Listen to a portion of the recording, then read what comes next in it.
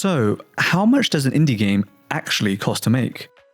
This is a question we get asked very often, and it's about time we addressed it properly.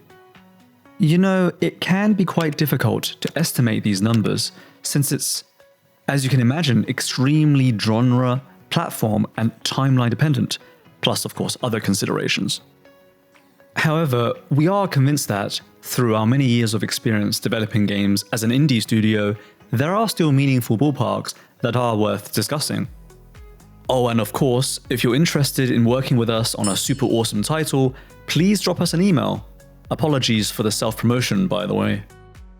Now, game development is very challenging, and I think most gamers really do underestimate the amount of time and resources it requires to build a quality title. As a game development studio, we spend a lot of time, well, unsurprisingly, developing and creating design documentation to make sure what we have is actually financially feasible. I suppose that's why we're here, right? To share our experiences with you guys. Okay, so let's say you had $1,000. Would that be enough for a game? How about $100,000? Or does one need significantly more? There are actually industry standards for how much games should cost, but that's slightly less relevant for indie games. A great example of this is Vampire Survivors. Great title, great game.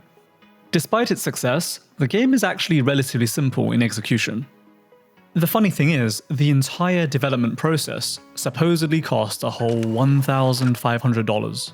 Wow, amazing. Actually, we get approached often by people who ask us if it's possible to make something like this for $1,000.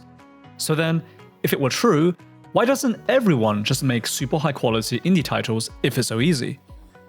Well, Luca Galante, the developer of Vampire Survivors, made this game on his own with some assistance from friends. Working full-time, this took slightly over a year for the early access version on Steam. But as for the costs being some $1,500, that's not true in reality. Luca quit his job and spent a year working full-time to deliver Vampire Survivors in a somewhat rudimentary form.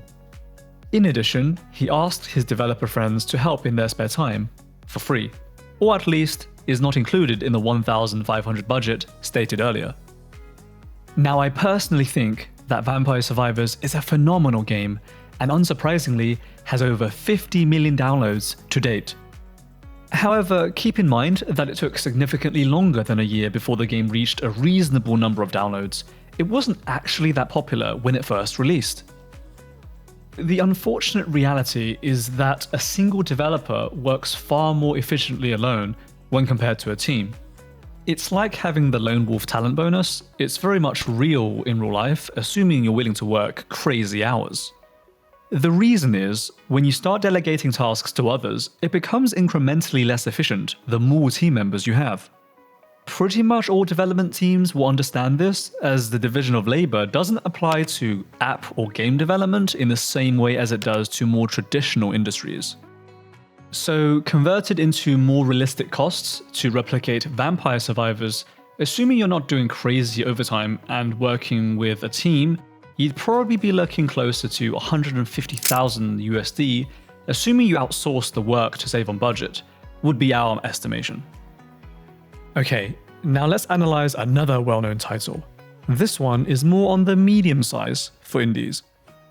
Shovel Knight, originally announced on Kickstarter, raising $311,502 by the time the campaign closed. Now, $300,000 might sound like a lot, but Shovel Knight was a 6-person team with a game that's significantly bigger than Vampire Survivors. According to Yacht Club's own words, to get the game finished on time, they needed to work 12 to 18 hours a day, 7 days a week, for a whole year, minimum. That sounds pretty miserable, to be honest. What's more unfortunate is even with all the pay cuts and insane hours, they still had to work around 5 months with no pay. Adjusted to today for inflation, assuming you wanted to work 40 hours a week and not 100, Shovel Knight should have cost something like $1 million to make, even including the cost cuts. With this budget, Shovel Knight began development April of 2013 and launched on Steam 14 months later in June of 2014. lacking online multiplayer made the game much easier to develop, as usually we like to add a 1.5x or 2x multiplier in terms of cost for indie games that need meaningful multiplayer mechanics. Fortunately, after release, the game was very successful, and including all versions, it has reached around 3 million total copies sold to date.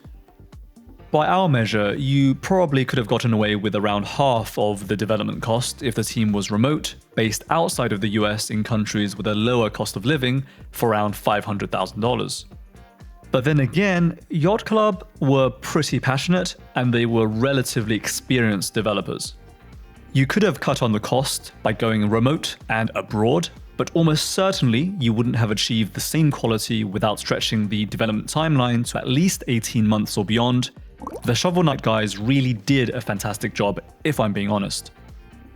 But look, Shovel Knight was slightly bigger in scope for an indie, but pretty much any game, however small, requires some sort of team with serious collaboration. Unless of course you want to do a 5-year plus unpaid solo stunt like Eric did with Stardew Valley, not recommended by the way. As an estimation, no, okay, more like an extreme ballpark, and please don't quote me. Too late, already on the internet I know. It goes something like this. 150,000 for a micro indie game such as Vampire Survivors and Loop Hero.